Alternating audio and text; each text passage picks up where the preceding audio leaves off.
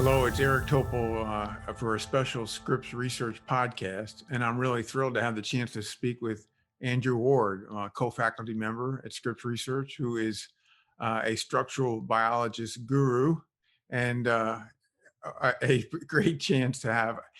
I learned just now that it's his first podcast, which I said is long overdue, like years overdue. So, Andrew, welcome, and glad to have a chance to discuss some of the advances that are being made in conquering or the approach to the virus.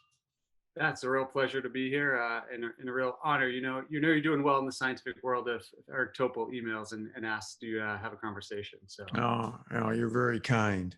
But one of the things that struck me in recent weeks as we were learning about the vaccine was a paper that you wrote with colleagues back in August 2017, a very famous paper, which I've read, that I understand was rejected 5 times in PNAS. And Jesper Pallesen was the first author, and you were a co-senior author with Jason McClellan, Barney Graham at NIH. But clearly, this had a lot to do with Scripps Research.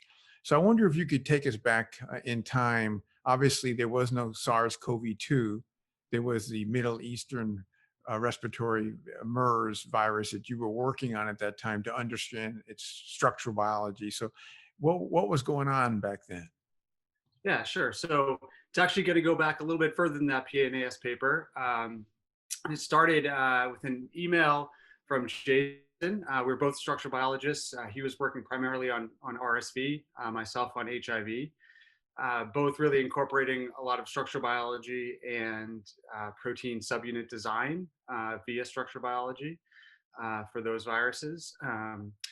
I, in particular, was using cryo-electron microscopy, which was sort of this new emerging structural technique. Jason and others were still doing X-ray crystallography. And cryo-EM really opened up the door to look at new things or things that resisted crystallization.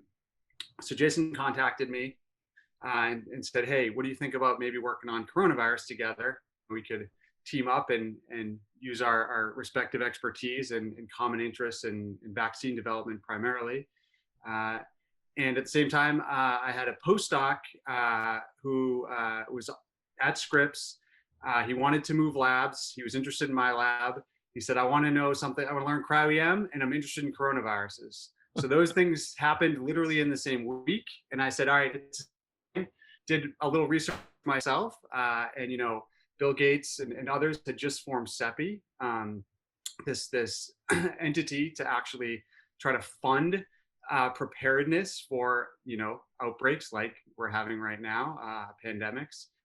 And so it all sort of fit together really well. And Jason's relationship with Barney and his long-term, Barney Graham, that is, from the VRC, long-term interest in respiratory pathogens, we all sort of coalesced. And so, and very short amount of time, especially given the time, we went from a couple conversations and emails where I promised Jason great success to when he sent us the first constructs. And like you said, there wasn't SARS-CoV-2, but there were SARS and MERS. And so those were the sort of templates or really the targets that we were looking after. They didn't work. So, for basic biochemical structural biology reasons, we just couldn't get them, even with cryo-EM. So Jason and Barney, have been looking at a broader range of these beta coronaviruses. And one of them was HKU1. So that's a seasonal common cold virus. And a postdoc in Barney's lab, Yadi Hassin, who's from the Middle East, came back, actually got infected with that virus. Barney did his work, and so it became a target for us. Jason, made the protein, sent it over, and we looked at it under the microscope and knew that it was going to work. So really exciting to see the first human beta coronavirus spike protein. These proteins decorate the surface of the virus, and they're the target for antibodies or vaccines. And so very quickly, team in my lab, led by Rob Kirchdorfer, as well as Christopher Cottrell, Jesper Pallesen, and Hannah Turner, actually used their respective expertise to get everything on the microscope, get all the details worked out in terms of data processing. Rob wrote the paper in, probably a week, did a Herculean effort. It ended up in Nature. And so that was the first big splash into the coronavirus world. And really, that's where we first saw the molecular details and could start designing and stabilizing these spike proteins. So just to take a kind of a summary point where we are here in the Nature paper, it was with a common cold coronavirus, and using cryo EM, you saw the spike protein. You could see it for the first time. Is that That's a right. simple translation? That's a simple translation. I give you the long-winded version. I'm Okay. overexcited. I'm a structural biologist, perhaps, No, but that's good because we're going to have some people that are not anywhere close to your level of sophistication. But the point being is seeing is believing. And now what has become obviously the picture that everyone mind about what is COVID-19 is the spike protein. So I think now, and that Nature paper, what year was that published? that was the prior year, 2016. 2016. Okay. And now, so you already had nailed down one of the common cold coronaviruses. And so was this then the next chapter to go on to MERS or no? Absolutely. Oh, Yeah. was it? Okay. So once we had that structure, and for nearly everybody out there, if I showed you a picture of HKU1 versus SARS-CoV-2, you wouldn't know the difference. Right. Right.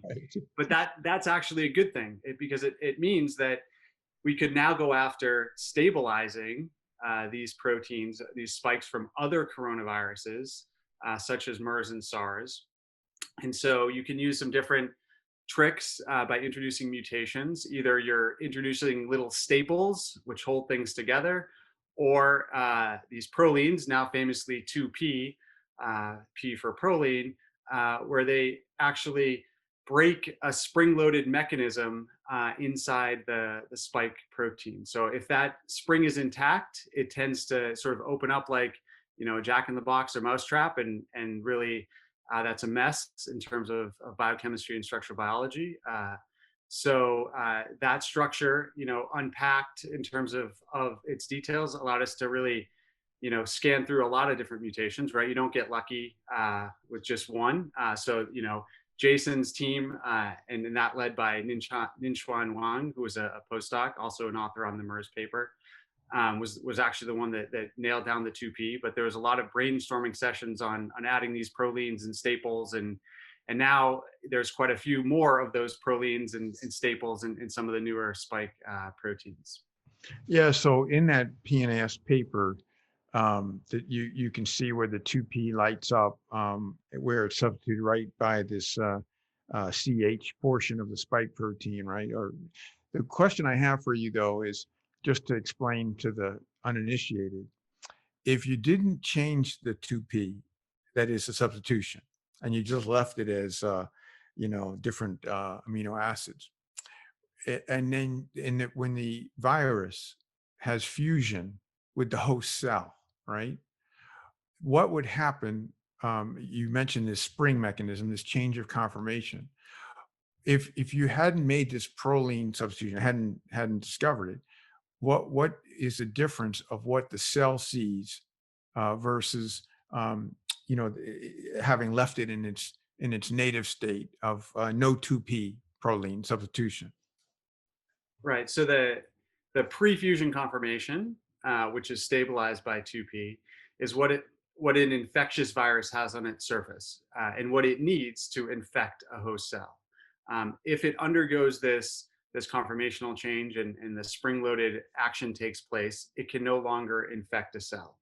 So antibodies need to recognize the virus, obviously, before it gets in the cell, and therefore why arresting the protein in the pre-fusion conformation is really critical for the immunogenicity.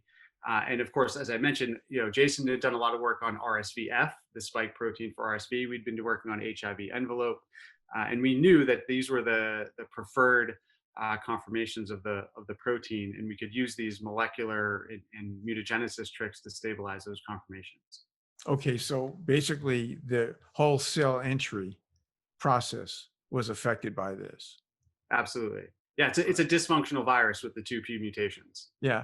So now, of course, now that these two large clinical trials, the most momentous clinical trials in history, have shown that the 2P substitution, which was used in both Moderna and Pfizer BioNTech, and I understand it's also been used in a couple of the other vaccine programs, Novavax and the Janssen J&J, Yep. that if it had not been used, which was incorporated, within days of the sequence from China, fortunately, the design was made quickly at NIH and Moderna, Barney Graham and Kizzy and a bunch of other people there I know, but they put the 2P work that you had published from 2017. If they hadn't done it, what would have happened?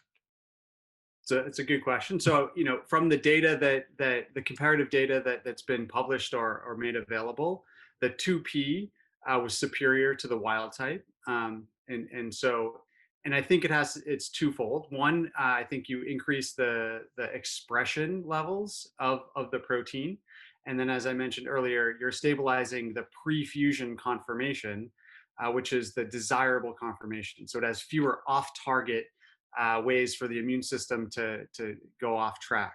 So I think both of those are likely playing a role. I do think that SARS is a little bit different in that a lot of the attention is on the receptor binding domain, and that has less impact in this stabilization process or the 2p.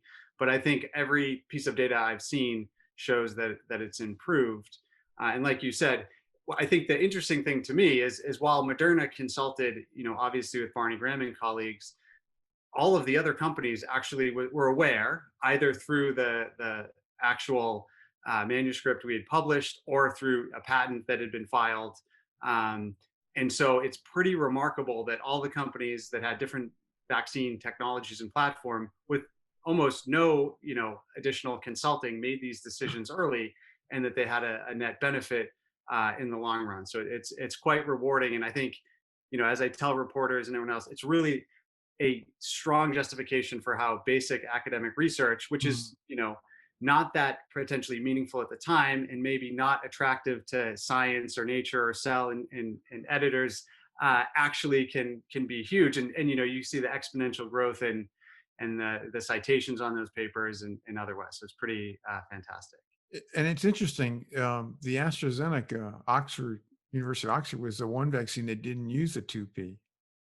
And it hasn't fared as well as far as the 62% efficacy with the dose when they did the large trial. And there's this smaller group of younger people who it looks like it has some promise. But, it is interesting that the one outlier with a less efficacy is without the 2P. Now, let's go back to this. Well, I just want to say that might be circumstantial. It's a completely different technology, right? Delivering Yeah. an adenovirus. So, Yeah. I'm obviously pro 2p, but I wouldn't go that far without actually some data behind it.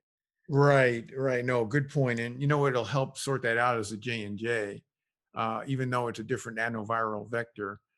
If it has 90 some, and it's a single dose in the big trial, if it has 90 some percent efficacy, it'll potentially point it towards that. But yeah, you're absolutely great point, Andrew. Now, let's go back to this 2017 PNAS paper. It was reported that it was rejected 5 times. So can you take us through that kind of misadventure? So, I mean, Jason and I were relatively, new in our careers. And so when you're new in your career, you want to shoot high and make it big impact. I think we had a lot of momentum from the HKU1 story appearing in Nature. And, we shopped it around to more than PNAS Oh, sure. of higher profile. And, it's just one of those things that, we obviously believe that the potential impact and the data was obviously solid that these mutations could actually, result in an improved expression and an ability to structurally characterize, so on.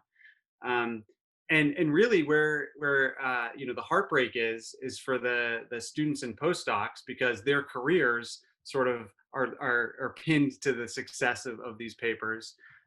So we went through as much of the ringer as they did, and tried to do as best we could. And it ended up in PNS, which is a fantastic journal, and there's nothing wrong there. But obviously, in retrospect, it should have been shot higher. But I think if you look, historically, a lot of the great work, a lot of CRISPR work certainly didn't end up in the highest profile journals when it was being developed. So I think in Yeah, retrospect, no, I think it's a really important point though for people that are listening or reading this is that just because you have a paper rejected multiple times, don't be dejected because it might have turned out to be one of the most important and cited papers in science. But also what's noteworthy here is it, unlike the Nature paper previously on the HKU common cold virus, now you actually were able to basically this manipulation of the spike protein.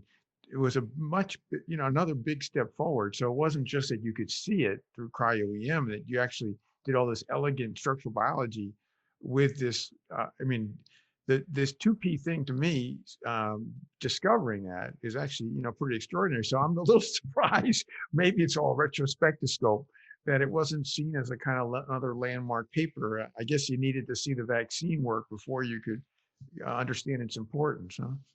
yeah, I mean, from what I remember, and I can probably dig up my emails. The the the most of it is just a form response. Despite what we think is good work, there's limited room in these journals. Yeah. um and it's, I think, editors are busy, and coronaviruses weren't in vogue, right? We were 7 or 8 years removed from when MERS had been problematic, and it really wasn't spreading from human to human. It wasn't a huge concern. So a lot of other topics were easier to slot into those journals. And So what was it that to get to two prolines as being the magical switch? How hard would that have been to find that versus all the other potential substitutions? yeah, so I mean, it would be literally impossible if you did it just by going through each residue of the protein, which is over 1,000 residues, and mutate them to all the other ones. um, like I said, Jason and I had taken we'd been doing this type of work on other proteins, so we knew that prolines, or these disulfide staples, were likely to be the most useful, and they've since been used in many other type of viral or stabilization of these proteins. And then really it's the structure. Like I said, HKU1 showed us where these kinks in these springs Mhm. were. You Yeah. can't put a proline right in the middle of the spring. That's a problem. You have to put it at one of the ends of the spring, and ideally between two springs that are connected. And so, like I said, Jason had his own list of things, and we had a list of things. We had a couple brainstorming sessions, and postdoc in Jason's lab, Nin Chuan, really just made it a priority to just sample. And so you get so far, you cut it down to maybe a top 50 or 100, and then you march through.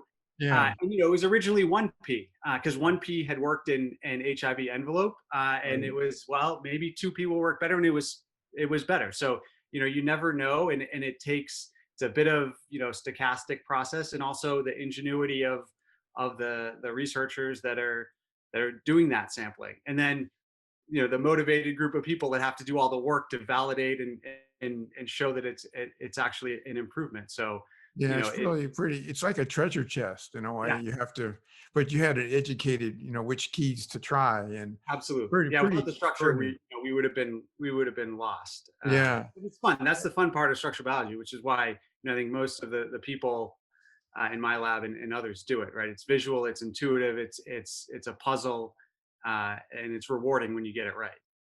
Now, Jason and Ning Shuang, Wang, they were at Dartmouth at the time. They went to Texas, I guess, right? Yep. You still keep up with them? Yeah, of course. Actually, I had a conversation with Jason just last week. So yeah, Jason. The reason he contacted me is Dartmouth had very little in terms of cryo-EM resources, if any, and I was one of the few people actually using it. And Scripps has been historically a leader in this field that really transformed itself in the last 10 years. And part of the reason he went to Austin was to actually have his own microscope Gotcha. to work on. So it actually helped launch him from Dartmouth and into a place where and so now we're more collegial than collaborating. We just actually are finishing. We, as a product of our success, we received an R1 grant, and we're Oh, just coming to the close of that right now, and reflecting on you have to file these progress reports, and I think as Jason said, it's going to be one of the most successful progress reports for an R01 in that history.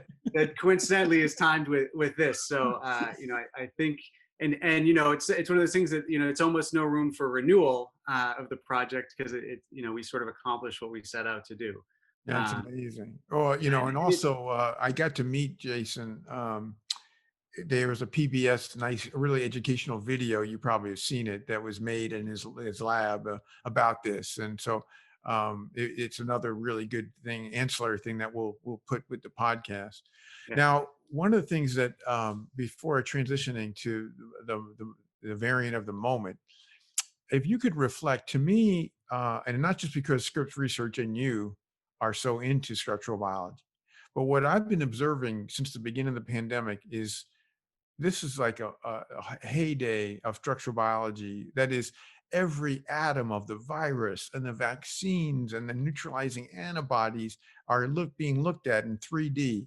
And it seems to be something, when you think about 1918, there was no anything. And here, this is exquisite science. Can you give us your perspective about how structural biology is changing the pandemic? yeah. So I mean, as you just said, every detail, including a lot of the internal proteins and the non-structural proteins that are targets for small molecule drugs, are accessible to structural biology, in large part due to cryo-EM becoming, a real pedestrian tool Hmm. available at many, institutes now worldwide. And I think really it's also a reflection of the quality of scientists that are out there. So a lot of people that are working on coronavirus now never dreamed of working on coronavirus, but were shut down and could only keep their lab open if they worked on coronavirus. So it really shows you the quality of research that's being done in other areas that may not be so hot. And so I think it's a call to arms at the global level, and in some ways a gold rush. But I think it is that because it's accessible to it's pictures, it's intuitive things, and a lot of it is can be incorporated. Now, I think I'm optimistic that 2P was good enough, and we're going to have some pretty high quality vaccines here and be over this pandemic, or at least be able to weather the storm. But I think a lot of the lessons and work that's ongoing now will pay future dividends, not only for a potential new coronavirus, but other viruses as well. And I think it's also, as you alluded to, shown a light on the value of structural biology, and in particular being able to do it in high throughput and high Was quality. So I think there's going to be more emphasis at institutes and other places, maybe at the NIH, that says, we really want to be able to turn the knob up to 11 on all of our microscopes and beam lines in order to actually do this type of work in nearly real time, which is the impressive part. Yeah, I mean, I just can't get over it. I've been so awestruck by reading the papers. I mean, several of the most extraordinary papers are coming out of your lab, like the work that was done on the structural biology of the Novavax vaccine, on the monoclonal antibodies. I mean, it's just so much. It's remarkable the pace of it. I mean, Yeah. I communicate with Holden Thorpe, the editor of Science, about where a lot of these papers have been published, no less in Nature and Cell and other places, that this is, to me, a differentiating feature of the pandemic. Obviously, we've had epidemiology and immunology, virology, but this is the one thing of science that is just, to me, it just kind of blown me away. So you picked a very good path in your career, Andrew, I got to say. Now, with the new variant that was kind of got very hot over the weekend, is this B117 out of the UK, and they're closing down every which way transport out of the UK because they're so worried that this hyper transmission, estimated to be 60-70% higher than the D614G the, the dominant pandemic strain, if you will. Now, in South Africa, around the same time, and just published today by preprint, there is this other high transmission variant, this N501Y. There are other mutations in that in the receptor binding domain, but that seems to be the one that is the culprit. And this one in the UK, wherever it began, which has some 17 to 20 whatever mutations, also has that N501Y. So can you give us your sense what is going on here? There's also this issue about, was this variant multivariants that all have potential structural implications, was basically in a chronically infected immunocompromised person, so it was a host virus interaction, not just the virus under selection pressure. So what is going on here? Yeah, it's a great point. So, just to start, viruses mutate, Yep. and typically a random process. If you put them under selection pressure, either by changing the environment they have to live in, or because there's antibodies around, then they sample randomly. Most of the sampling they do is non-productive, and sometimes it's a winner, just like in any evolutionary process. I think really what you're seeing here is it's the magnitude of the outbreak, right? So when the test tube is small, there's not a lot of sampling. When the test tube is huge, which is what happened as this has really exploded in different communities, then the likelihood of randomly coming across an advantageous mutation in terms of binding the receptor or getting in cells is more likely. And again, if you just, the beautiful thing is every time somebody reports a structure or reports a mutation, the first thing we do is translate it from nucleotide space, which I can't read, to protein space. Luckily, that's an easy transformation. And then we just go to our structure and look and say, does it make sense? Mm. And I did this. I got about 10 emails as soon as this variant was released. Immediately looked at the structure, and the cool thing is, the way I like to describe it is the current the current version of the virus, or the circulating, binds the receptor, and they kind of come together like this, but there's like little details in there. And so the ACE2 receptor has this tyrosine that comes out like this, and right now there's a little valine or aspartic acid that's sitting like this. But what the virus did is it inserted another tyrosine like this, and it's like a perfect high five. So it's just more complementary lock and key type of thing. And of course that'll need to be validated, but just looking at it, it makes a lot of sense that would be advantageous in terms of binding the receptor and giving this sort of molecular high five to keep it there. Now, could that be the key that's just driving this? Because, during the first year, essentially, there was not really much, it's very slow evolution of significance. Obviously, there were a lot of variants, but the only one that seemed to have some mild transmission increase was the D614G. This one obviously is kind of taking it to another level. Could it just be that high five that you just described so aptly? Could that be what is the common thread of what's going on in both South Africa and the UK, and now which is starting to appear in some other countries? It could very well be. I think that the epidemiology will bear that out, and it doesn't seem to be a disadvantage for the virus. So that's somewhat of a concern. And here again is where I think it's not just a vaccine that's going to solve the problem. It's public health measures slowing transmission. The good news is the vaccine and many of the monoclonal antibodies being developed are unlikely to be affected by this single mutation. But it may play a role in the transmission and spread before we get to really vaccinating 90% of the population. And what about these other 20 variants and deletions and all the other things in this B117? Does that worry you regarding resistance to antibodies or vaccine resistance? So I don't think, we've mapped a lot of these, and we're looking Yeah. at them, and they fall in really interesting areas. One of which we identified in the Novavax paper, as potentially interesting. We didn't have enough data, but many of them are sort of in that region now. The good news is, these viruses, in a monoclonal therapy, you have one antibody, one chance to really cull the entire viral herd. In a vaccine, because you're immunizing with the full spike protein, you have multiple antibodies hitting multiple sites, and viruses can't escape by making 10 or 20 changes at once. So I think it's not going to be a big problem as long as it doesn't drift too far.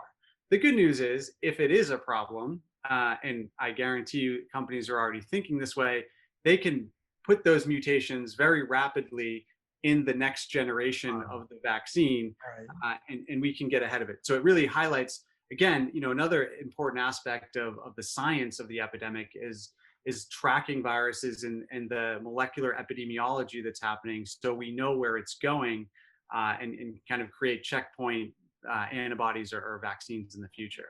Yeah, I was just thinking instead of the 2P that was inserted, the 2022 version of the vaccine, our booster shots, may have something to address this, because it looks like with this type of evolution of the virus, no matter how it occurred, we're not going to have one vaccine that's going to last us for the next several years, I'm guessing. Is that what you would surmise?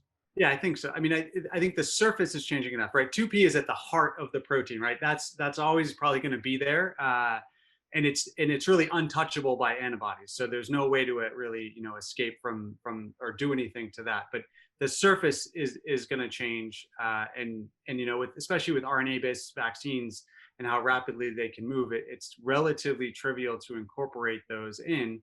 And I think really where people are thinking next is using predictive tools, as well as looking at related beta coronaviruses and saying, how can we create vaccines that are sort of preparedness vaccines, where they're going to hit the things that are in bats and civets and other, maybe minks, and other zoonotic reservoirs that might be a problem. And which is exactly what really happens in influenza, where a lot of the research done in the field is to understand and predict what could be pandemic based on what's circulating in chicken or swine or what have you. Well, so structural biology applied to structure-based vaccine design is extraordinary. And I guess, just in wrapping it up, Andrew, it's so impressive to see the kind of impact this can have on humankind. I mean, this is a big effing deal here. And so just to thank you for explaining this to everybody, your continued phenomenal momentum here. I mean, it's hard to do better than what you all have been doing in recent months. And who would ever have guessed back in 2016, when you published that first cryo-EM of a coronavirus, where it would lead you and your collaborators. And so thanks for all that effort, and wishing you continued success. And I feel so lucky to have you as a colleague here at Scripps Research. Oh, I mean, that's just fantastic feedback. And that's, I like to also say, I'm just the figurehead here. It really is the people in the lab that are sweating it out, grinding it out. They're in the lab with masks on and social distancing and putting up with that. So, I'd really like to acknowledge all the scientists, not just in my own lab, but I think a big thanks to the scientific community for coming together and doing this work. I just, with a lot of luck and a little bit of maybe insight and foresight, I ended up where I did, and here talking to you. You're certainly in a hot area now. One thing just to note is that, as you say, the people working who have helped make this pandemic come up with an exit strategy are also working day in and day out in the labs, as you say, with some distancing and masks, and not just at Scripps Research, but all around the country, to keep on this path of staying ahead of the virus and future pathogens to come. So yeah, I'm glad you mentioned that, because while many of us are working from home, there's so many that are in the labs, just really doing extraordinary work nonstop. So thank you. All right. Well, I look forward to the next chance we can do a podcast together. I know there will be some in the future. But Andrew, thanks so much. I let you get back to work, because we need you to do that. We need you to keep envisioning in 3D how to prevail over the pandemic. Thank you. All right. My pleasure. Take care. You too.